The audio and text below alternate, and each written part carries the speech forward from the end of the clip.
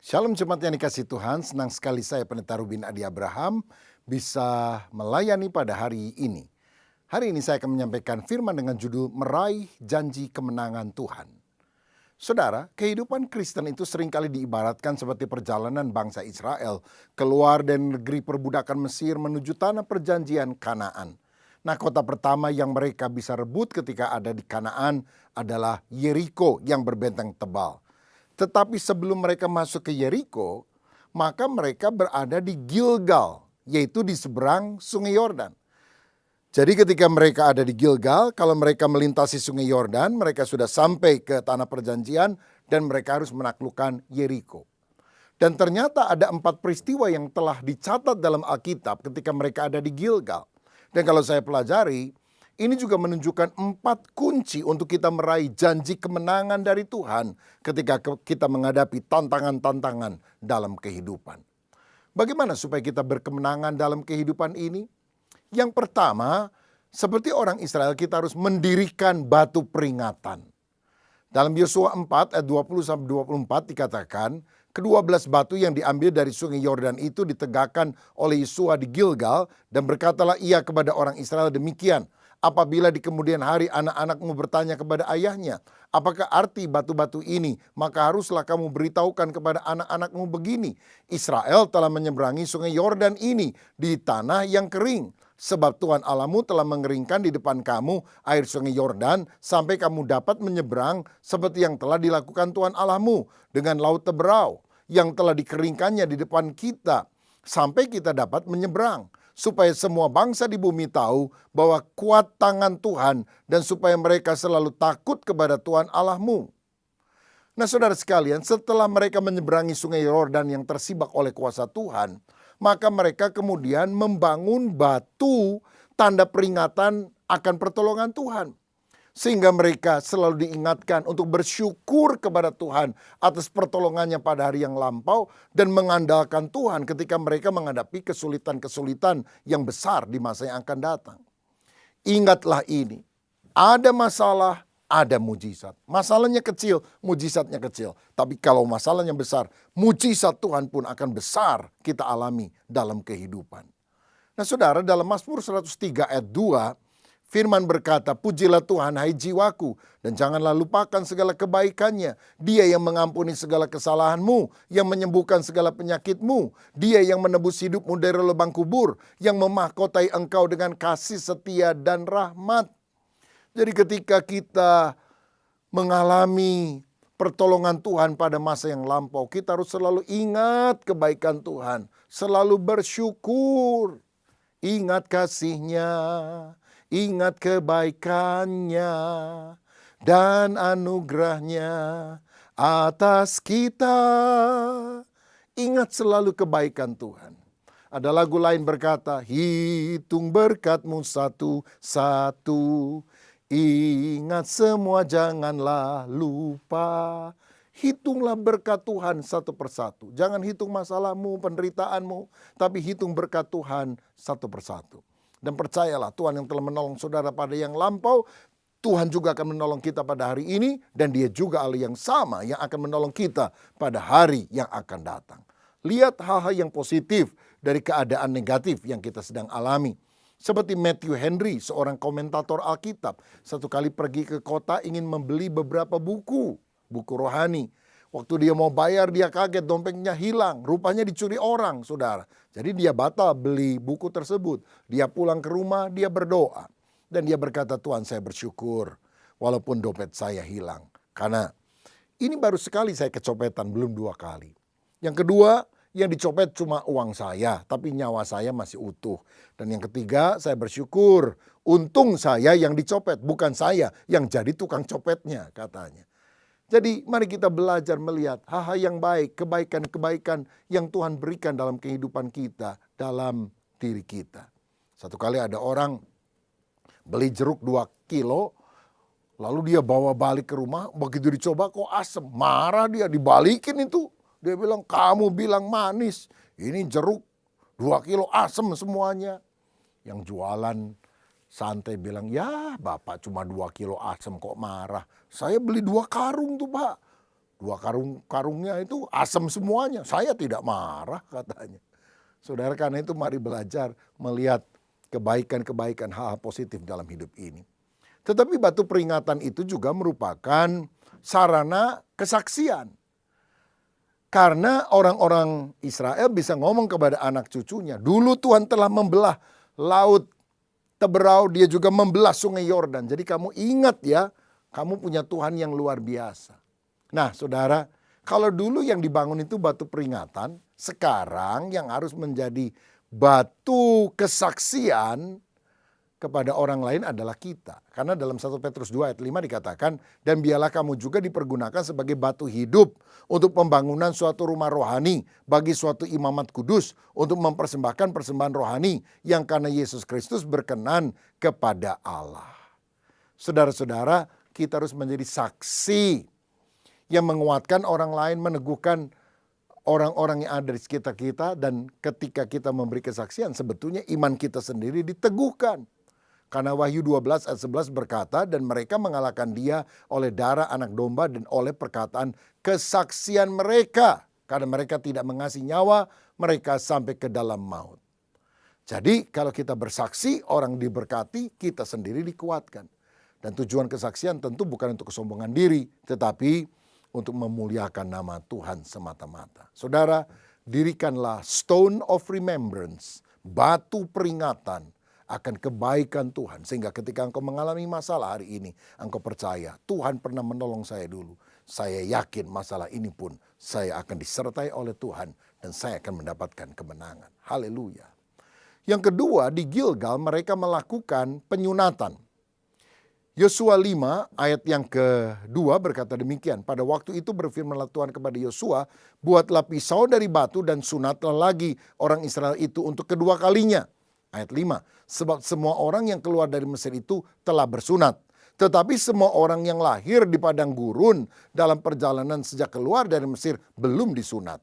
Ayat 9, dan berfirmanlah Tuhan kepada Yosua, hari ini telah kuhapus celah Mesir itu daripadamu. Itulah sebabnya nama tempat itu disebut Gilgal sampai sekarang. Nah saudara tahu, yang dilakukan di Gilgal selain membangun batu peringatan, mereka juga melakukan penyunatan. Itu pasal 5. Pasal 6-nya mereka masuk peperangan melawan orang-orang Yeriko. Loh saudara, orang mau perang kok malah disunat? Kan orang kalau lagi sunat sakit, lemah, gak bisa perang. Bagaimana ini? Rasanya kok gak masuk akal. Tapi saudara, kita harus tahu, perang ini adalah perang suci, perang ilahi. Karena Allah menjadi panglima bala tentara Israel, dan Israel menurut Alkitab datang ke Kanaan karena kejahatan orang-orang Amori itu sudah klimaks. Sehingga Israel menjadi pedangnya Tuhan untuk membawa hukuman kepada orang-orang Kanaan yang tidak bertobat tersebut.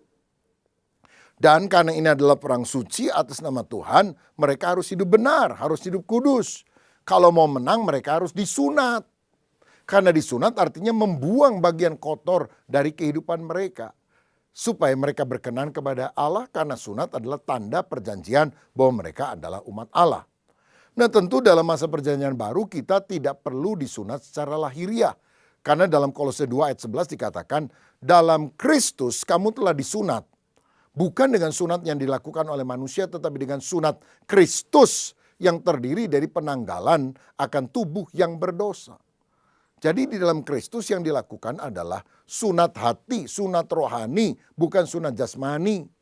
Artinya hatinya, hidupnya yang harus disucikan. Perkara yang kotor harus dibuang. Jadi kalau kita ingin berkemenangan dalam hidup ini, yang harus dijaga hati kita. Hati yang suci, hati yang tidak benci, hati yang tidak duniawi, tapi bersih, tulus, penuh kasih. Saya membaca satu penelitian bahwa salah satu penyebab kanker prostat adalah karena orang tidak disunat. Dan karena itu kotoran di kulit katan itu menyumbat saluran kencingnya. Jadi tentu saja sampai hari ini sunat untuk alasan medis tetap baik saudara. Tetapi secara rohania yang penting bukan sekedar sunat jasmania. Yang perlu adalah sunat hati. Hati yang perlu dibersihkan dari segala dosa. Karena dosa itu akan mengalami berkat. Dalam Yesaya 59 ayat 1 dikatakan sesungguhnya tangan Tuhan tidak kurang panjang untuk menyelamatkan dan pendengarannya tidak kurang tajam untuk mendengar. Ayat 2, tetapi yang merupakan pemisah antara kamu dan Allahmu ialah segala kejahatanmu, dan yang membuat dia menyembunyikan diri terhadap kamu sehingga ia tidak mendengar ialah segala dosamu. Dosa menghambat berkat Allah melimpah dalam hidup kita. Saudara bisa bayangkan, orang Israel kemudian karena mereka melakukan penyunatan, hatinya bersih. Mereka melawan orang Yeriko yang temboknya sangat tebal. Menang dengan mudah dengan kuasa Allah. Tapi kota kedua yang mereka mau kalahkan yaitu kota Ai yang kecil. Ternyata orang Israel kalah, saudara. Kenapa? Karena ternyata Ahan telah mencuri harta benda Yeriko yang seharusnya dikhususkan untuk Tuhan. Tidak boleh diambil oleh mereka. Sehingga mereka mengalami kekalahan. Dan ketika Yosua bertanya, Tuhan kenapa? Dalam Yosua 7 ayat 10-13 firman berkata, bangunlah hai Yosua, mengapa engkau sujud demikian? Orang Israel telah berbuat dosa. Mereka melanggar perjanjianku yang kuperintahkan kepada mereka. Mereka mengambil sesuatu dari barang-barang yang dikhususkan itu. Mereka mencurinya, mereka menyembunyikannya, dan mereka menaruhnya di antara barang-barangnya. Sebab itu orang Israel tidak dapat bertahan menghadapi musuhnya. Mereka membelakangi musuhnya sebab mereka itu pun dikhususkan untuk ditumpas. Aku tidak akan menyertai kamu lagi jika barang-barang yang dikhususkan itu tidak kamu punahkan dari tengah-tengahmu. Bangunlah, kuduskanlah bangsa itu. Dan katakan, kuduskanlah dirimu untuk esok hari. Sebab demikianlah firman Tuhan Allah Israel. Hai orang Israel, ada barang-barang yang dikhususkan di tengah-tengahmu. Kamu tidak akan dapat bertahan menghadapi musuhmu sebelum barang-barang yang dikhususkan itu kamu jauhkan dari tengah-tengah kamu. Jadi saudara, ketika Yosua sujud, Tuhan bilang, bangun, ngapain kamu sujud-sujud? Bereskan dosa di antara kamu. Sebab kalau kamu tidak bereskan, maka kamu tidak akan bertahan melawan bangsa Ai. Begitu juga dalam kehidupan kita. Walaupun masalahnya kecil, tapi kalau kita tidak beres di hadapan Tuhan, kita nggak bisa menyelesaikannya. Tapi kalau pun masalahnya besar, asal hati kita beres, Tuhan akan menyertai, memberikan kemenangan. Saudara-saudara, ada saya dengar orang sakit kanker paru-paru karena terlalu banyak merokok. Lalu dia doa sama Tuhan, Tuhan tolong sembuhkan saya. Malaikat tanya, ngapain disembuhin? Supaya ngerokok lagi? Bukankah kita harus bertobat, berjanji tidak akan merokok lagi, berjanji menggunakan hidup untuk kemuliaan Tuhan? Dan baru setelah itu Tuhan akan menyembuhkannya. Karena kita ditolong Tuhan bukan untuk melanjutkan dosa, tapi untuk memulai satu kehidupan yang baru.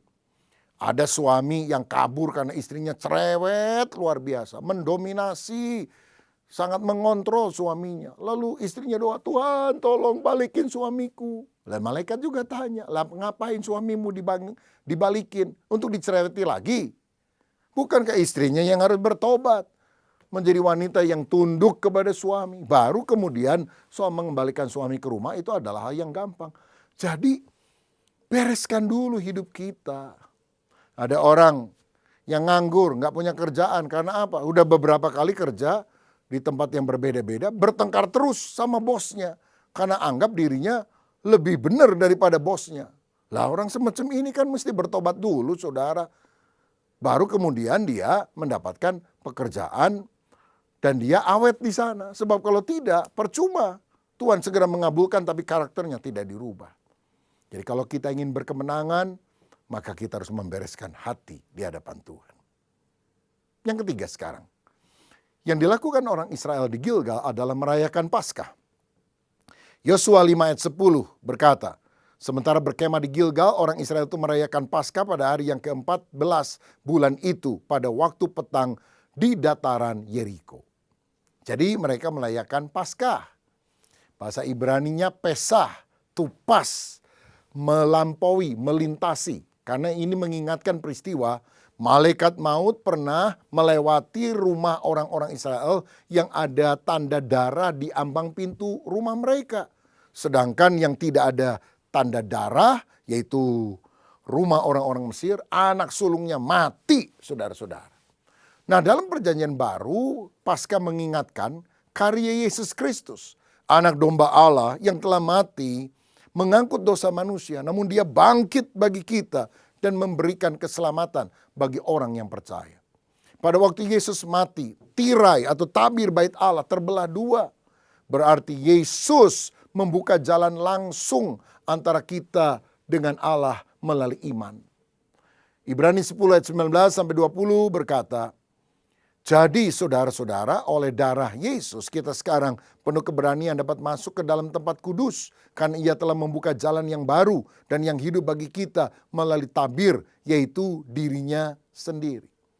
Jadi kalau kita beriman kepada Kristus, nggak usah lewat perantaraan imam-imam manusiawi, tidak perlu pakai domba dipersembahkan.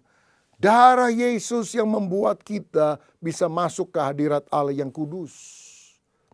Jadi kita sudah punya PIN atau nomor passwordnya. Passwordnya untuk masuk hadirat Allah apa? Darah Yesus. Kalau kita percaya kepada Yesus, kita masuk hadiratnya. Sehingga kita bisa berdoa, menjalin keintiman dengan Tuhan melalui karya salib Yesus Kristus. Karenanya mari kita hidup berpusat kepada Kristus. Cari dahulu kerajaan Allah dan kebenarannya. Semua yang lain akan ditambahkan kepadamu. Karena dalam Kristus ada penyertaan, ada kemenangan. Selalu andalkan Kristus. Karena itulah makna Paskah. Kristus telah menjadi jalan kemenangan kita untuk kita berkenan kepada Bapa Surgawi. Dan yang terakhir, yang keempat, yang dilakukan oleh orang Israel di Gilgal adalah mengusahakan tanah. Yosua 5 ayat 12 berkata, lalu berhentilah mana itu pada keesokan harinya setelah mereka makan hasil negeri itu. Jadi orang Israel tidak beroleh mana lagi. Tetapi dalam tahun itu mereka makan yang dihasilkan tanah Kanaan. Saudara ingat 40 tahun orang Israel di padang pasir makan mana. Roti dari sorga tanpa usaha yang dilakukan oleh orang Israel. Ini adalah berkat Allah, mujizat Allah yang nyata.